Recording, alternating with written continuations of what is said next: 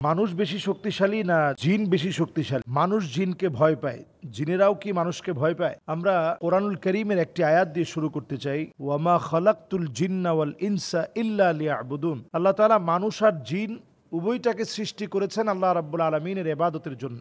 সবচেয়ে শক্তিশালী কে? জিনদের চাইতে মানুষ শক্তিশালী বেশি। আশরাফুল মাখলুকাত হিসেবে আল্লাহ তাআলা মানুষকে সর্বদিক থেকে শক্তিশালী বানিয়েছেন। জিনকে মানুষ খুব সহজে বশ করতে পারে। যদি আপনি সত্যিকারের ইমানদার মোমেন হন, জিন আপনার তেমন কোনো ক্ষতি করতে পারবে না, শুধু ভয় দেখানো ছাড়া। এরপরে যদি আপনি ভয়ও না পান, তাহলে জিন আপনার তেমন কিছুই করতে পারবে না। এক্ষেত্রে শক্তিশালী একটি হাতিয়ার হচ্ছে আয়াতুল কুরসি। যদি কোথাও আপনার প্রচন্ড ভয় হয়, রাস্তায় আপনি একা একা চলছেন, প্রচন্ড ভয় আপনাকে পেয়ে বসেছে, আপনি সেই মুহূর্তে পিছনের দিকে না ফিরে সামনের দিকে আপনি পথ চলবেন। কেউ যদি পিছন দিক থেকে ডাকতেছে এমন মনে হয় রাত্রিকালীন সময়, আপনার পিছনে ফেরা দরকার নেই, আপনি আয়াতুল কুরসি পড়ুন। আপনি দেখবেন তাদের শক্তি হঠাৎ করেই খুবই নগণ্য মনে হচ্ছে আপনার কাছে। আল্লাহর শক্তিটা সবচেয়ে বড় হিসেবে আপনাকে সাপোর্ট করবে। অনেক সময় তাহাজ্জুদের নামাজের জন্য আপনি দাঁড়িয়েছেন, দেখবেন প্রচন্ড ভয় কাজ করছে যে কে যেন আপনাকে দেখছে, কে যেন আপনাকে ডাকছে, আপনাকে ভয় দেখাচ্ছে।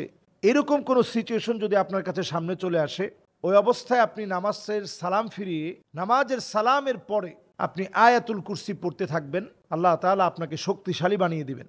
জিনদেরকে আমরা দেখি না, তারা আমাদেরকে দেখে। কখনো কখনো তারা বিভিন্ন আকৃতি ধারণ করে আমাদেরকে ভয় দেখানোর জন্য।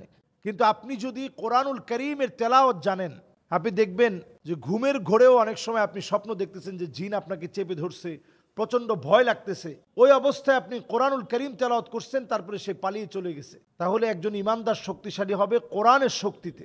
আমরা যদি আমাদের ঘরগুলোকে শক্তিশালী বানাতে চাই, তাহলে এই ঘরগুলোর মধ্যে আপনি তেলাওয়াত ছেড়ে রাখুন।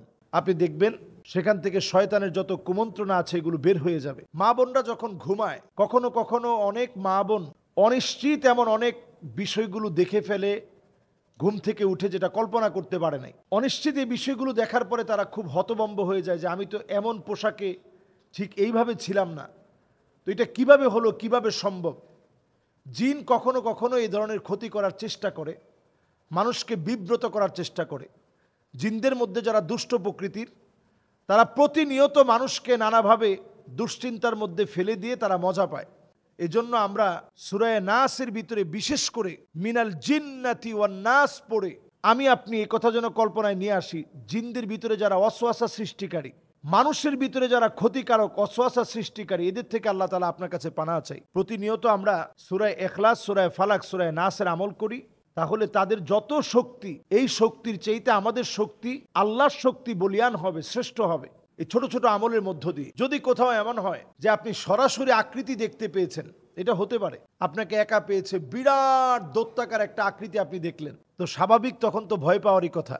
আপনি একজন মানুষ একাকী নীরব রাস্তার ভিতরে আপনি দেখলেন যে বিরাট দৈত্যাকার একটা বিশাল কিছু দাঁড়িয়ে আছে, আপনি শুধু সেখানে আয়াতুল কুরসি পড়ে ফু দেন, আপনি দেখবেন আল্লাহর শক্তি শ্রেষ্ঠ শক্তি হিসাবে আপনি তার সামনে শক্তিশালী হবেন, সে পরাস্ত হবে। তাহলে এখান থেকে মোট কথা দাঁড়ায় এই, জিনদের শক্তির চাইতে আল্লাহ তাআলা আমাদের শক্তিকে কোরআনের শক্তিতে রূপান্তরিত করলে আমাদের শক্তি শক্তিশালী হবে। আল্লাহ বোঝার তৌফিক দান করুক। আল্লাহু আ'লামু বিস-সাওয়াব।